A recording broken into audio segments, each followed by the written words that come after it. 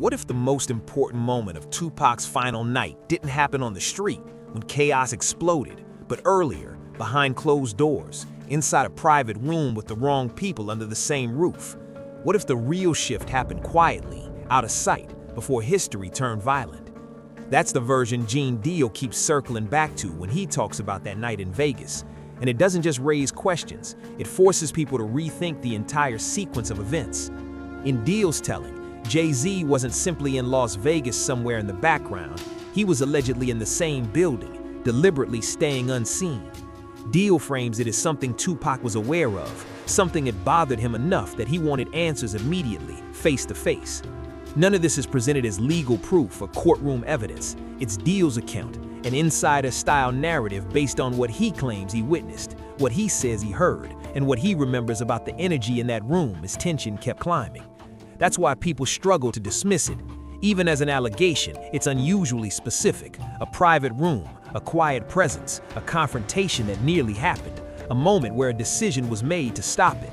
Then the night moves forward, and history takes over. So the real question becomes this: if even part of Deal's version is accurate, what does that suggest about the moments leading up to everything becoming public and irreversible? Deal describes the atmosphere as electric and dangerous. Vegas was packed with East Coast and West Coast tension, the industry already split into camps that weren't just about music, but about money, power, and loyalty. Tupac said right at the center of it all, loud, fearless, and already convinced that people around him were moving in ways he didn't trust. According to Deal, there's one detail most fans never factor in. In his version, Jay-Z was inside the building, not visible, not part of the public scene, just quietly positioned in a back room. Deal presents that as a serious problem because Tupac wasn't in a patient or political mood that night. He wasn't interested in waiting or smoothing things over later. He wanted immediate answers about respect, loyalty, and what he believed was happening behind the curtain. And that's the point where Deal's story becomes sharpest, because it suggests that tension peaked long before the world ever saw it. Yes, Pac had got whiff that Jay-Z was in town. Well, you know he gonna do a show because Jay-Z, he doing a show. But you gotta realize Jay-Z had became an enemy of Pac because I think he had said some or was gonna do a song with Big or whatever like that, the whole 9 yards. So Jay is now Pac's enemy. So he gets a phone call saying that Jay is not gonna come out the room because Tupac threatened him. So he's not gonna do his show. Can he make some phone calls, you understand, to get Pac off the bullshit? In his version of events, Jay-Z never comes out into the open. He stays behind closed doors while Tupac keeps pressing forward, pushing toward a moment that Deal says felt unavoidable. Everything was moving closer to a breaking point, with no one quite sure who would speak first. Deal describes the tension as something you could feel in your teeth, the kind of heavy silence where everyone is waiting for the single word that could ignite the entire room. Then, according to Deal, Suge Knight stepped in and shut it down with a short final line: "Just give him a pass." I think he may have talked to Big D and Eric B called Suge, and Suge was laughing, saying that wasn't him, because they tried to make it seem like it was Suge that was doing it, but it was Pac. So I guess Suge called Pac. Pac let him go ahead and do his show and everything like that. But Jay was scared to come out of it. 6 words, one decision, and just like that, a confrontation that could have blown the room apart never happened. Everything stopped in an instant, and the moment slipped past without exploding. That's the point people keep rewinding, because Suge wasn't known for cooling things down. His reputation ran in the opposite direction. He was the guy who pushed situations further, not the one who eased them back. So in Deal's framing, why does Suge suddenly become the brake instead of the accelerator? Why does someone known for escalation choose containment at that exact moment? The implication Deal leaves hanging is simple. Suge understood what was really at stake.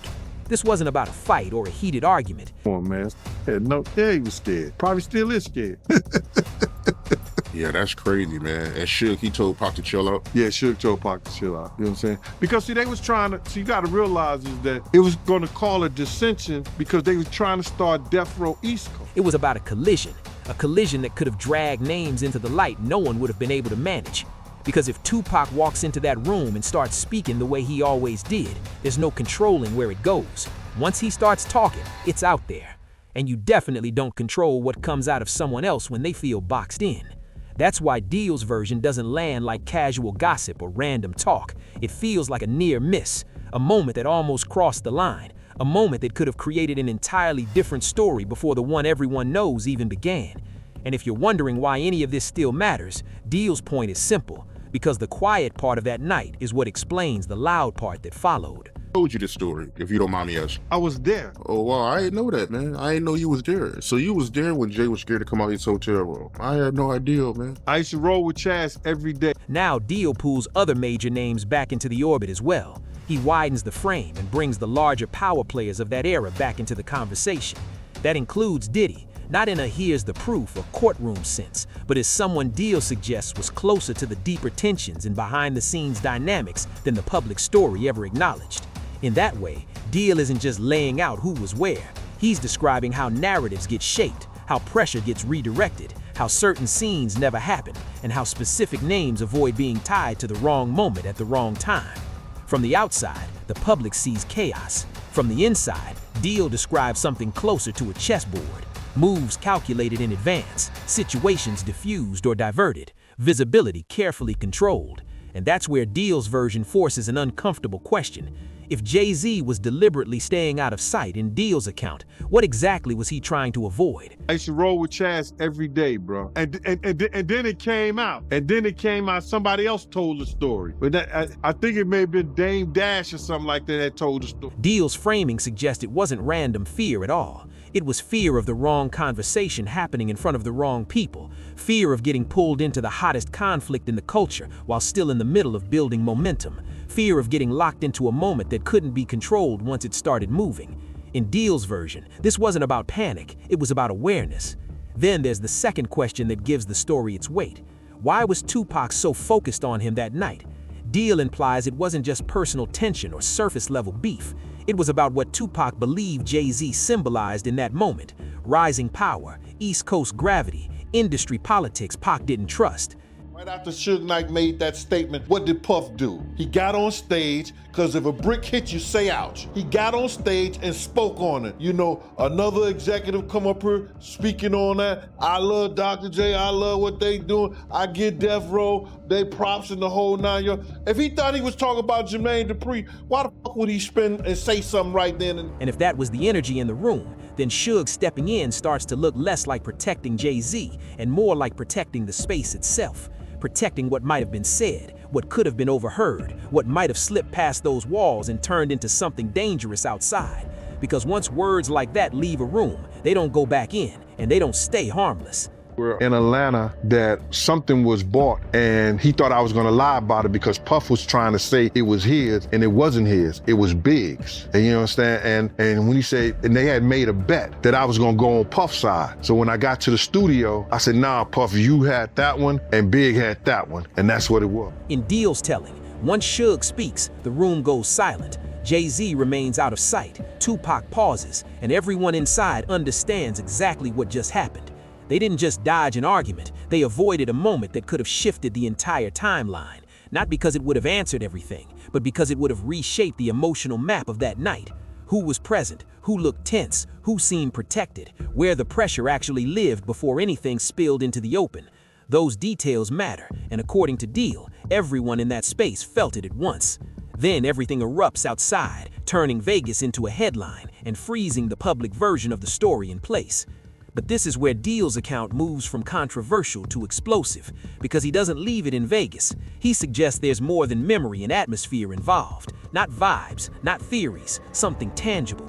He hints at receipts, recordings, documents, material that he claims could connect dots people have argued about for decades. The tension and beef started between Death Row and Bad Boy. All the tension started between Puff and Suge Knight. You understand? All the tension came from Puff and Suge Knight. Suge wanted Puff to have Big them do a show. Puff wanted to get paid for Big doing the show. But Suge had did a whole lot of free shit for Puff at one time. Because when Puff used to come out to California, before he could afford security, before he could afford that, Suge used to look out for the cat. Tupac fuck with East Coast and West Coast niggas. How you gonna have nice and smooth out there with him and they from the East Coast? You understand what I'm saying? He with niggas from the East Coast, West Coast, down south, the whole 9 yards. Pac had some shit with him, yeah. But all them niggas had shit with them. All them niggas behind scenes talk shit. And then he points toward a location that immediately sends the internet into a spiral: Cuba. An important distinction matters here. This isn't verified information, it's Deal's claim, his suggestion, his direction.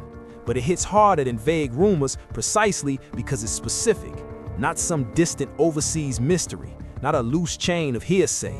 In Deal's telling, it's a real place with a name attached, Cuba. Still alive and well, Suge Jr. has been posting images of Tupac posing with celebs, saying that the rapper lives in Malaysia now and the Illuminati knows all about it. Meantime, today, Suge himself has been sentenced to 28 years in prison for killing a man with his truck in Compton, California, 4 years ago. And the moment you name a place like that, the obvious question follows. If you're making it up, you're inviting to be challenged, especially if you keep repeating it. At that point, you're either bluffing or you genuinely believe something exists.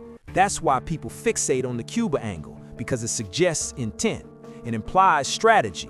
It implies someone understood consequences. And it implies that information was treated like leverage and placed somewhere it was expected to stay quiet. Like Pac having one lung, for example, you know what I mean? Never have his voice again, you know, Pac loved music. I think they had to remove a finger, some shit like, I know my son, his pride, he probably wouldn't be able to live like that. You know, she just felt like he fought enough and she decided to, let him go. No one questioned her and said, why did you do it and stuff like that. You know, people just supported her decision. And if you even entertain that possibility for a moment, the next questions become unavoidable.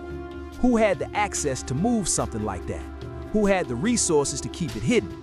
Who understood exactly what it could do if it ever surfaced? Random fans don't move paper trails. Random fans don't relocate recordings. Random fans don't sit on receipts for decades. If Deal's implication holds any weight, it points toward people with reach, people with relationships, people who understood that the most dangerous thing isn't the rumor, it's the proof. Now pause there, because this is usually where stories fall apart and drift into pure fantasy. But Deal's narrative doesn't need to be fully proven to explain why it keeps coming back. It follows a pattern people recognize. A private moment nearly happens, a powerful figure steps in and prevents it, the public never hears what was almost said, then the night hardens into history. The story gets simplified. The simplified version becomes the only version, and years later, someone who claims proximity says you missed the part that mattered. In Deal's telling, the part that mattered wasn't the chaos outside. It was the room, the silence, the hidden presence, the confrontation that never happened, the decision that stopped the chain reaction before it started. If that framing is even partially true, it doesn't rewrite who was responsible. It changes how you understand how the night built to that point. Because the closer you look, the less it feels like random chaos, and the more it feels like pressure being actively managed. Which brings everything to the real cliffhanger. If Deal is willing to publicly frame it as Jay-Z being in the building and staying hidden, if he's willing to suggest that major figures from that era had deeper context than the public record ever showed, if he's willing to hint at receipts and even point toward a specific place like Cuba, then what is he building toward? Because naming a place invites verification. It plants the idea that something could be checked, that something could be found, and that someone might eventually go looking. And if someone ever seriously starts looking, the entire conversation shifts. It stops being online debate and turns into what can actually be verified. That's what keeps this version alive, not because everyone believes it, but because it introduces a missing layer. Private rooms, private decisions, the idea that the public witnessed the explosion while the real tension unfolded quietly, out of sight. So the core question isn't only about responsibility, it becomes about control.